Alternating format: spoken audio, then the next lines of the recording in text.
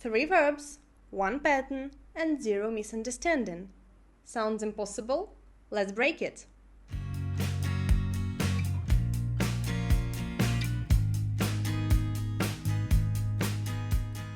Ciao and welcome back to Italian Actually. I'm Anastasia, a language tutor with over 6 years of practical experience in teaching. Stay with me to learn Italian. Today we are diving in something that sounds intimidating, verb conjugation. But I promise by the end of this lesson you'll be able to conjugate verbs in present tense, spot the 3 groups of Italian verbs instantly, and understand why Italian verb endings change. Are you ready? Let's start! Quick recap. The previous time we studied Italian noun, masculine, feminine, plural and singular forms. You may see the full video right there. We know how to name things, but it's not enough. We need verbs, the word that let you say what you are doing. Today we are adding the missing piece. Before we conjugate anything, we need to know who we are talking about. In English that's I, you, he, she, it, we, you all and they. In Italian it would be io, tu, lui, lei, noi, voi, e loro. Well, now you know who is talking. Next question. How do you know what they are doing? That's where verbs come in. Italian regular verbs belong to 3 families, which are identified by 3 last letters of the verb: are, ere, and ire. Let's study this table. The first group: guardare, ascoltare, mangiare, cantare, lavorare.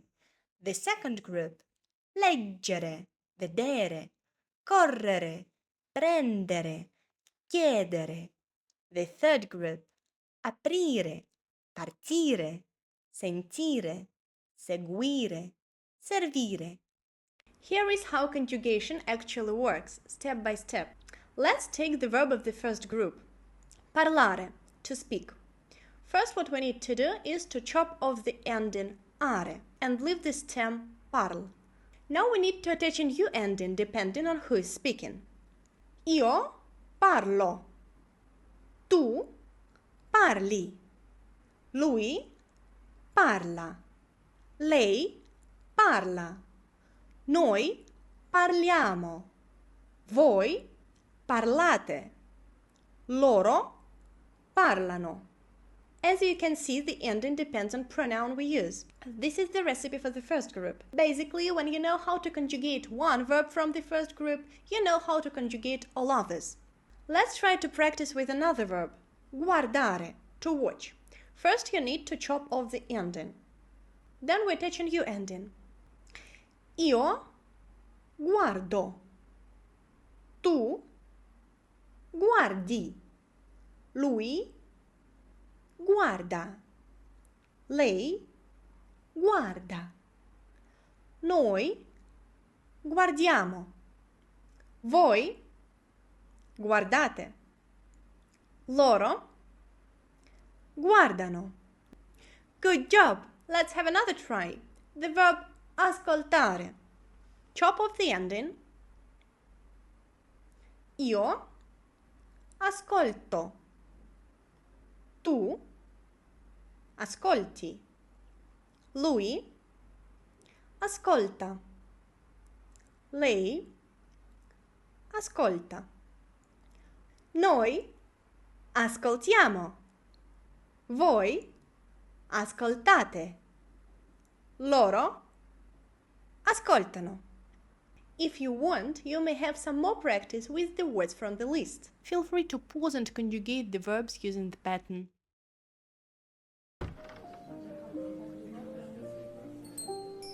Same logic, new family. The verb scrivere, to write. The second family, as you see the ending ere. Chop off the ending. We've got scriva, and now attach a new one. Io scrivo. Tu scrivi. Lui scrive. Lei scrive. Noi scriviamo. Voi scrivete. Loro scrivono. As you may see, the pattern is almost the same, only with minor changes. Almost all Italian verbs have the same ending to io, tu, and noi. Let's conjugate another verb from the second group. Prendere, to take. Chop off the ending and let's go.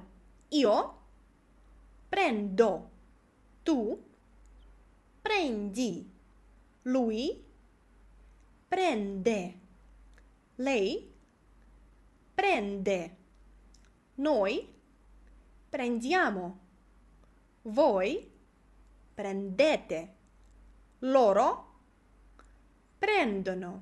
Way to go! Here is a list with extra practice.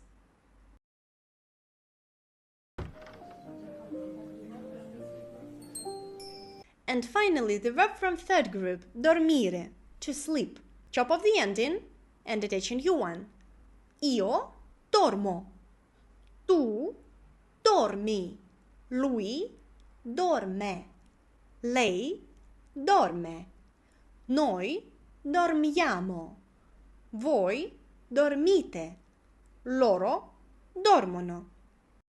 And one more verb to practice, sentire, to feel. Chop off the ending. Good. Io sento, tu senti, lui sente, lei sente, noi sentiamo, voi sentite, loro sentono. That's it. Extra verbs are right here, you may practice. One quick note before we move on. A handful of verbs from the third group take an extra piece, isc. For example, capire, io capisco. But we are not diving in this topic today. It deserves its own moment and we are going to break it the following lesson. For now, just know that it exists. Here is a fun fact about subject pronouns. Italians often drop them. Why? Because the endings you've just studied already show who is performing the action. For instance, you may say io parlo italiano or parlo italiano, means I speak Italian. The ending o already shows who is performing the action. It's up to you to decide whether to use these pronouns or not. Look at what you nailed today. We studied subject pronouns, 3 groups of Italian verbs, and their present tense conjugations. Let's compare all of them. Take your time, look at the table, and read it aloud. We didn't just memorize the list. We learned the whole system that unlocks thousands of Italian verbs. Let's try to use it. The sentence in Italian, just like in English, is simple. We put subject, verb in a suitable form, and whatever comes next. For example, io parlo italiano. I speak Italian. Tu parli italiano. Lui scrive un libro.